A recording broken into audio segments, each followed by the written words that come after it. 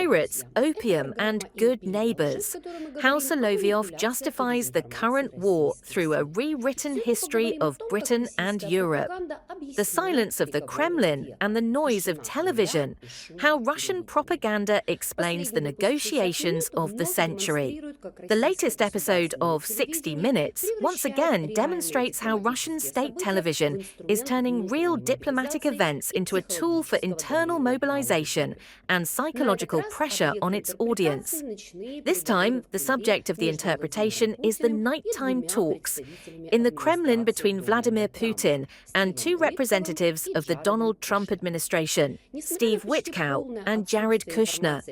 Despite the almost complete lack of information on the outcome of the meeting, Skabeeva constructs a coherent political narrative around it. 1. Europe and Ukraine are relegated to the periphery of the process. 2. Ukraine's fate is being decided in Moscow and Washington. 3. Compromise is impossible due to the fault of Kyiv and the EU. 4. Russia retains control, and the US is forced to heed its terms. 1. 5 hours of silence, transforming the lack of results into a show of force. The broadcast's main focus is secrecy. The Kremlin is not revealing details, the negotiations are classified, and American emissaries are not answering questions. What would be seen as a lack of progress in normal diplomacy is reinterpreted by Russian propaganda as confirmation of the Kremlin's lofty status. Ukraine's fate is being decided here, not in Kyiv and not in Brussels.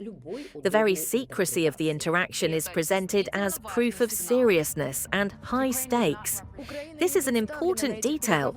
When the content is unknown, it can be filled with any convenient interpretation. And this is a truly important signal. Ukraine is not represented at these negotiations.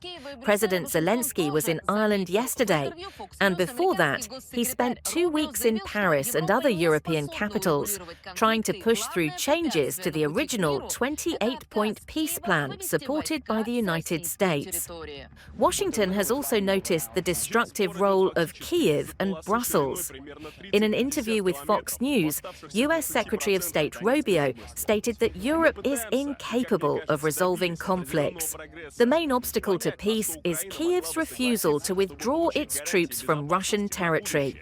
Right now, the dispute is essentially over a strip approximately 30 to 50 kilometers wide in the remaining 20% of the Donetsk region. And we are trying, and I think we have made some progress,